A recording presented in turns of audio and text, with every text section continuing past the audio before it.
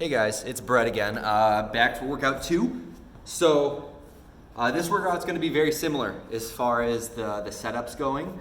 Hope you guys aren't too sore from the first one because this is another full body workout. So this is going to be 3 to 4 rounds. If you can get 4, then great. If you're going to do this exercise or this workout multiple times, then you can try to beat your time that you got the last time, so you can time how long it takes you to do all the rounds. But we've got 5 movements today, and for the 3 to 4 rounds, our first movement's going to be a forward lunge, and then we're going to go into a push-up with hands off the ground at the bottom. So I'll show you what that looks like when we get to it. Then we're going a side hip bridge or side star bridge, I think some people call it. I'll demo that as well. A dead bug, and then a breakdown. So all these are going to be 20 reps. If it's unilateral, then it's 20 per side. So real simple to figure out the reps. So for the first one, forward lunge. Whether you have weights or not, I want you to keep your hands in front of the body. Right, so keep them right here. And then if you have a weight, you can hold on to like a dumbbell or something right here. If you prefer, you can keep the dumbbells by your sides.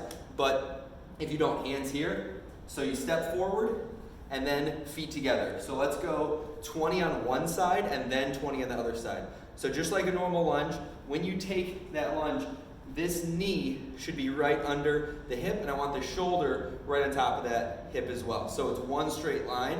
And then last note, make sure that your knees and feet are hip width apart. I don't want you guys walking on a tightrope. I want you walking down railroad tracks. All right? Second movement is that push-up with the hands off the ground. So just like a traditional push-up, you're going to go down. The only little caveat is at the bottom, pull your hands off the ground, squeeze your upper back, then hands on the ground, and push up. So if you need to, 20 reps is a lot. If you need to, start on the feet for as many as you can get, and then you can finish the remainder on the knees. So that way you can try to get one continuous set without having to take a break. Third movement is going to be a side hip bridge.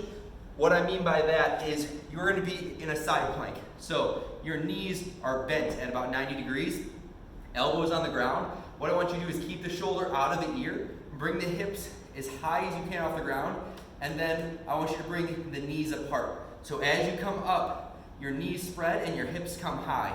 One little thing to note is I want you to bring your hips forward as you come up. So instead of just staying in this caved in position, as I come up, I'm bringing the hips through. So that way we're working a ton of range of motion in the hips. We're hitting the glutes from all aspects, all right? Third movement is a dead bug. This one should be pretty familiar to most of you. I want you flat on your back, low back staying flat on the ground, one hand on the knee, and then the opposite arm, opposite leg are reaching and then coming back in together, all right? So with this one, the harder you push into that opposite leg with your hand, the more you're gonna feel the abs engage. So if you're really crushing, these are gonna be tough.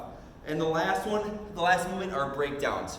So for breakdowns, I want you guys to start together on the toes.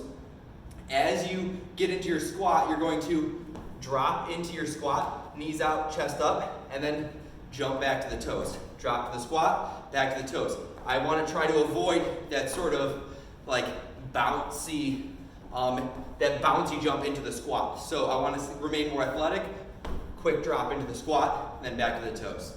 So that is the second workout. You're going to do, like I said, 3 to 4 rounds. Everything is 20 reps.